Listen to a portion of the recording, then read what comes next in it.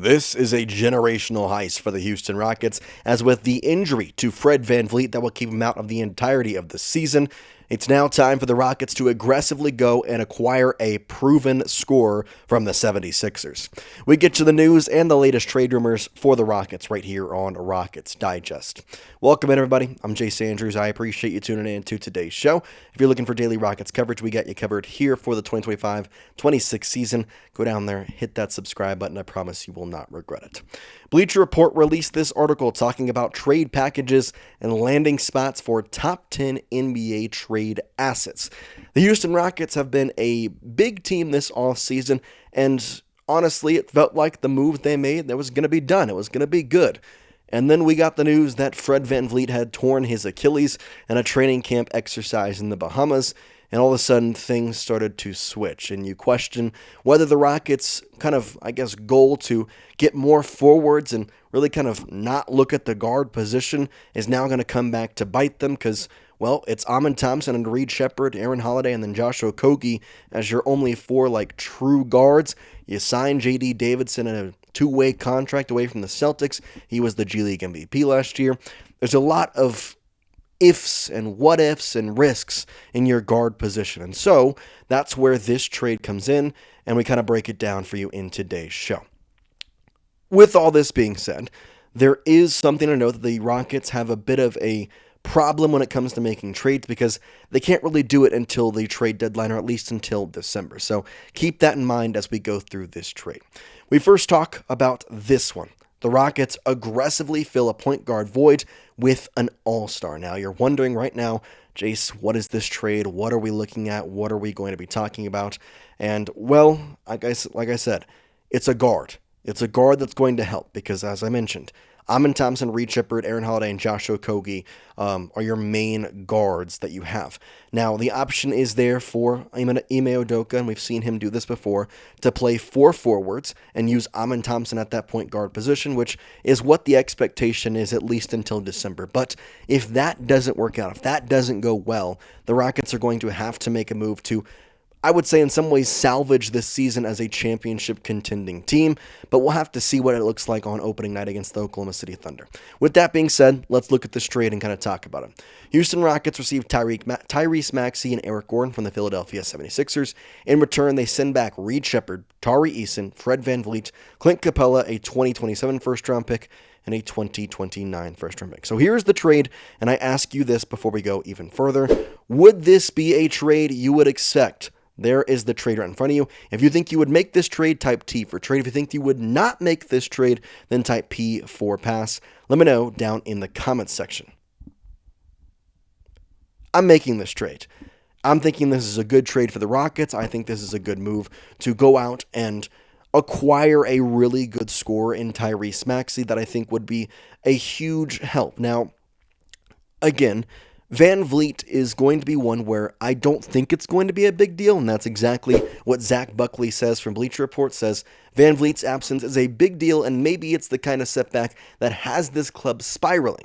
If things are looking really bleak through the first couple of months, maybe Houston feels it has to hit the trade market to find someone who can salvage this season. Fred VanVleet is a key piece of this roster. He is a key piece of this organization. I think the Rockets have the pieces to make it to where it is okay to lose him. But at the same time, if I look at this stat line from Tyrese Maxey last year, at just 24 years old, averaging 26.3 points per game, the assists per game were there. He is a great point guard, a great ball handler, can move up and down the court, and can control the offense. I like it a lot.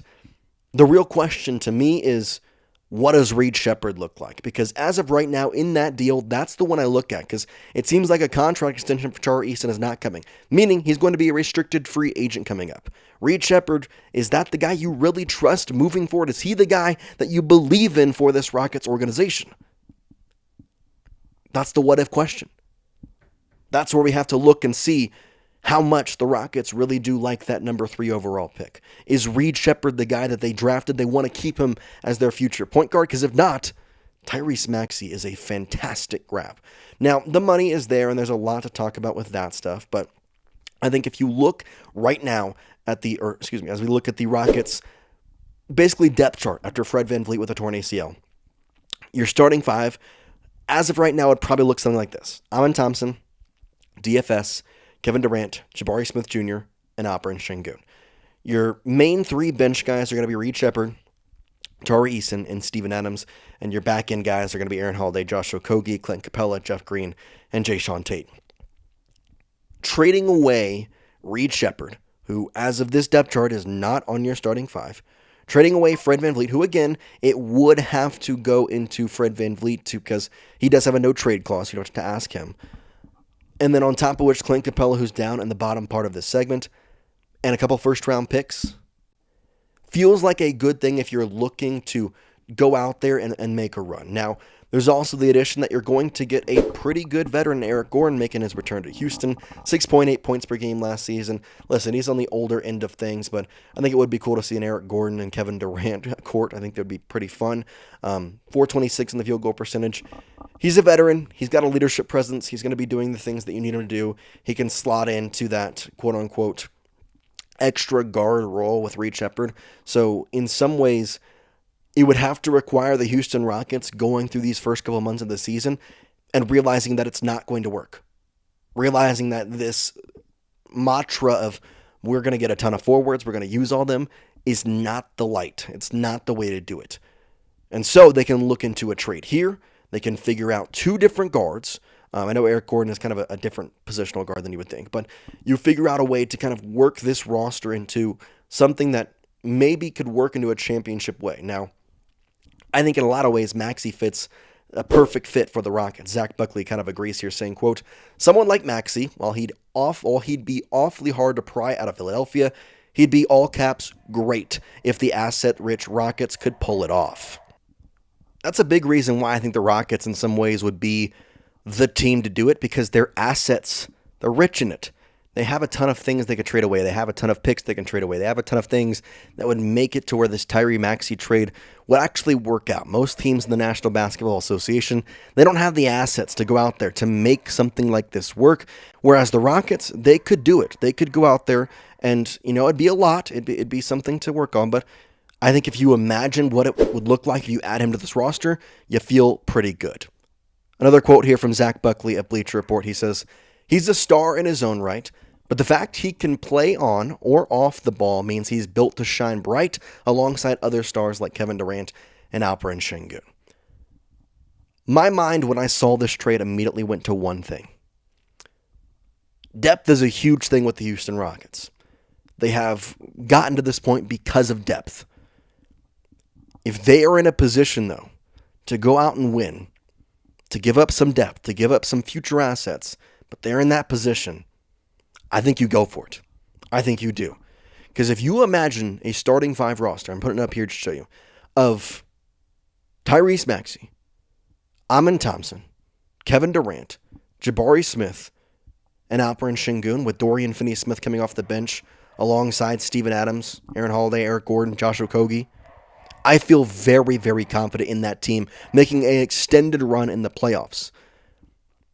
I feel confident in the team right now to make an extended run, but that could easily change because, as we've talked about all season, everything we've mentioned on the show, everything we've talked about, every trade, every hypothetical lineup, it's been strictly based on that.